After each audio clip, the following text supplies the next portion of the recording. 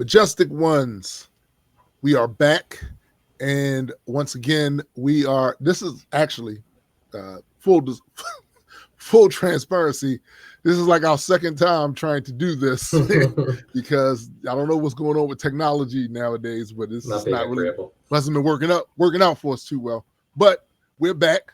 Take another stab at it, if you will. I'm here with Christopher Colburn, creator and author of the Singularity comic book, which, by the way, is having a Kickstarter going on right now. So you might want to go and check that out. I'll put a link somewhere where you guys can find it. Big thanks to all of the people that supported already because it made its goal and it went over its goal. So I think we got like 13 days left, something like that. Yeah, that sounds about right. But honestly, yeah, thanks again for all the support. I mean, we almost hit our goal within the first few hours of day one, and the goal was met by day 4, I believe. So it's been great turnout, and I really appreciate everybody's support. Absolutely. So today what we're going to do is going to be a relatively short video, but I did want to ask Christopher some questions about issue 1 and just a few things about it so you guys can get somewhat of a feel for the universe that he's created. So the first question I wanted to ask you about is the city, Century City itself. Mm-hmm. So in a lot of comic book IPs, there is a central location that becomes almost another character in and of itself, right? So that's kind of how Century seems to me after reading the first issue. So just give us your take on it. If you had to describe Century City, how would you describe it? Yeah, I mean, it's home to our main characters, but I would also agree wholeheartedly it is a character in and of itself. In the sense that being in Century City has had impacts on all of our characters' lives outside of just the ways that we come to see it in the story itself. But like living under the shadow of all these different corporations, namely Gold Industries. So Century City is definitely something that is integral to the main characters and the main plot. It is where our readers come to learn the most about the world of Singularity in the context of being on Earth. I guess you could liken it to like the metropolis of the Singularity world, though it is worthy of note that at the time of the Singularity's beginning, there are no superheroes in the world of Singularity. So the metaphor is more of the fact that this is a technologically advanced city. It's clean and glistening and pristine, towers of glass and steel. It's kind of like, Silicon Valley on the coast, if you think about it that way. It's a place where a lot of tech industries or, medical industries or anything that's kind of like on the cutting edge of technology or innovation or medicine. That's kind of what Century City is all about. Nice. So it does, though, have an effect. The politics there, the economics there, and all of that does have an effect on these characters. Yeah, absolutely. I mean, readers of issue 1 will come to meet Troy Harper and his gang of hooligans, and come to learn that Gabriel, one of our main characters, is new to Century City. So, moving to the city has led to this altercation with someone he doesn't really know and embroiled him in a situation he doesn't really have the context for. And that's kind of how Levi acts in that first issue, giving Gabriel that kind of guidance and that context and, being someone that can level with him and being like, hey, man, I know what it's like to be a part of something bigger than myself. Specifically, Troy's father was the foreman of a manufacturing warehouse in Century City. They make like commercial electronics, like like cell phones, toys, things like that. Right. And it's now being retrofitted to be part of a new cutting edge robotics line of facilities they're making for their new robotics division. And Gabriel's father, Hector, was the one who was brought in to be the new head of the robotics division. And so, it's easy to see why Troy would then like look at this new kid and see all these things that are happening because of his arrival and blame it all on him. And it's not just someone's dad losing a job. It's the politics that are happening in the background while our characters are going about their day-to-day life. Because we will come to meet the third of our protagonists in issue 2, Mhm. and she is a little bit more directly involved in what Gold's doing in the city. But yeah, the little bits that we hear about it from Levi and Gabriel do hint at a narrative bigger than oh, Gold Industries is just doing all this amazing work for the city.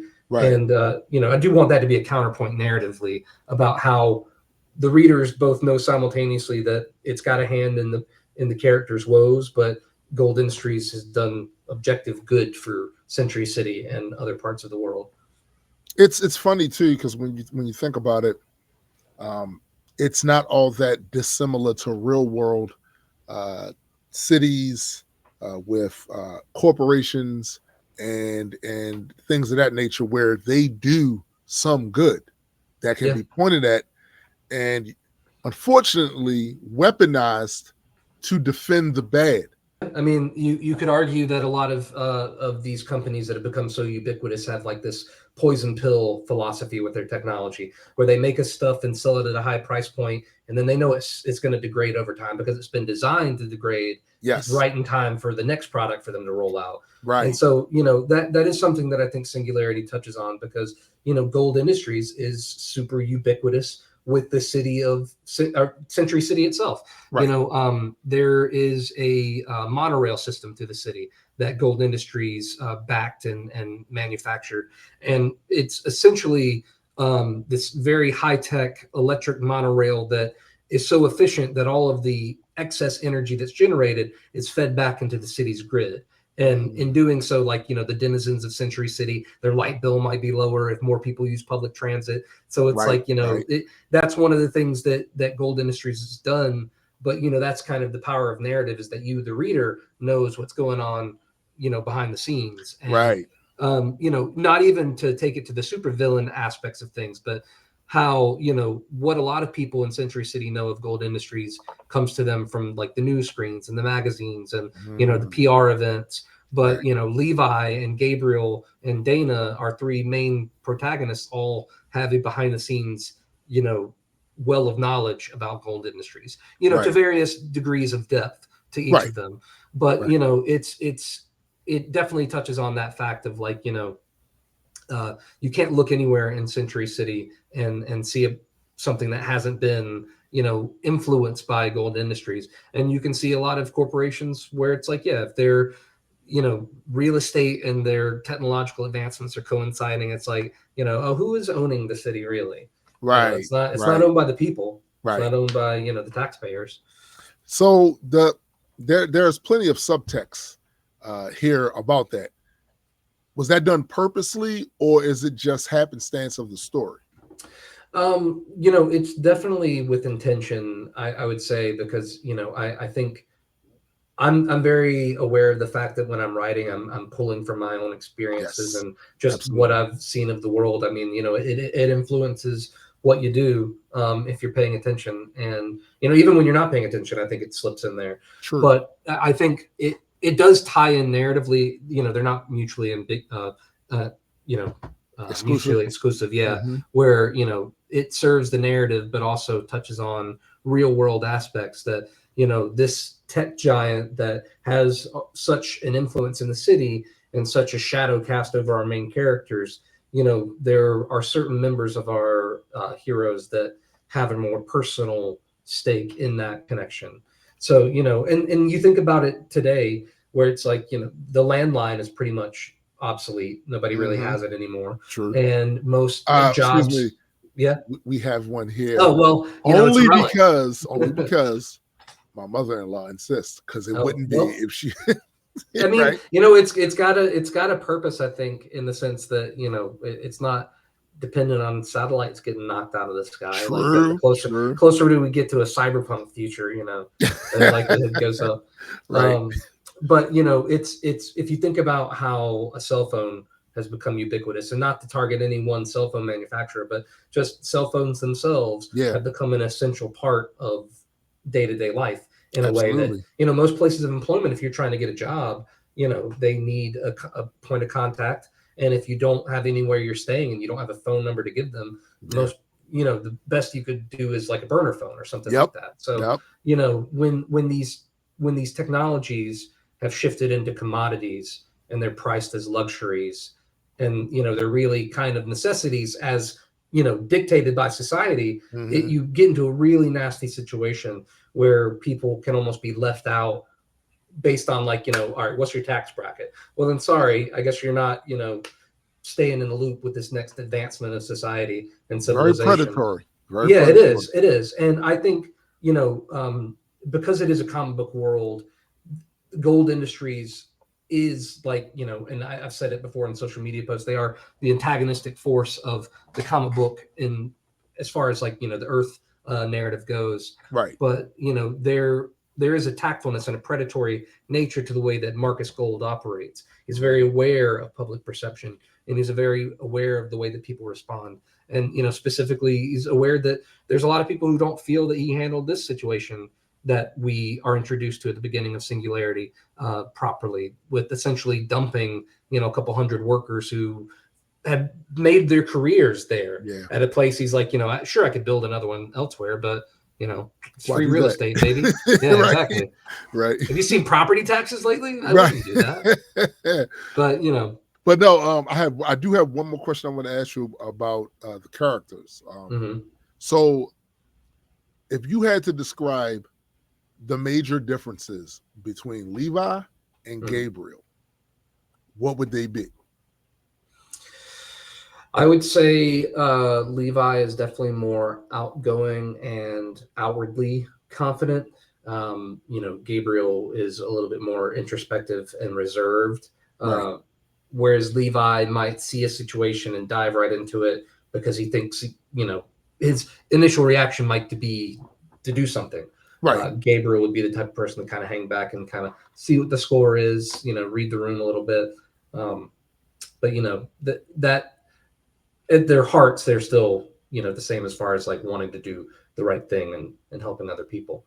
Right. But Levi definitely has a little bit more of that, I guess that, aura of privilege that he walks around with that allows him to kind of be a little bit more brazen with his involvement in situations.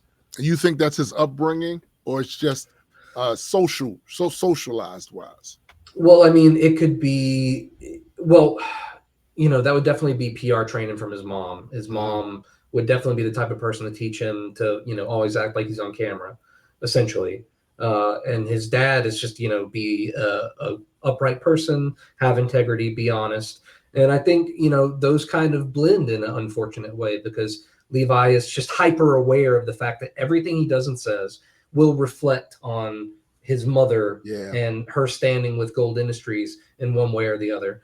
But that clashes with the fact that, like when we see him introduced in issue 1, he's involving himself in a situation because he doesn't like how Gabriel's being treated. And that's not necessarily something his mom would want him to do because she would be asking, like, hey, think of the optics, it's about to be, homecoming, big game, just got named captain of the football team.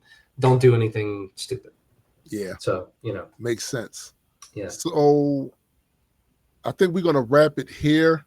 I just want to once again thank everybody that supported the Kickstarter. I want to thank Chris Colburn for a great story. I believe this series is going to be amazing.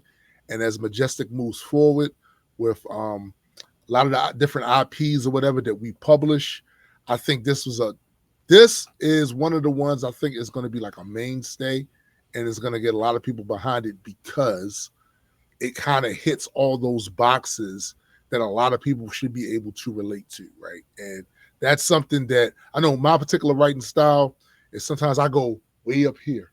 But sometimes you need that start right there where a lot of people are at and then bring them up. Yep. And I think the people that like that sort of writing especially, they're going to be on it. So great job, bro. I appreciate it, man. And all I can do is say, thanks to you and the rest of the Majestics team for, bringing me on board and publishing Singularity. And again, thanks to all of our supporters and backers so far. I mean, this literally couldn't happen without you. And I'm so excited for you all to read issue 1. and, you know, get involved in the world of Singularity.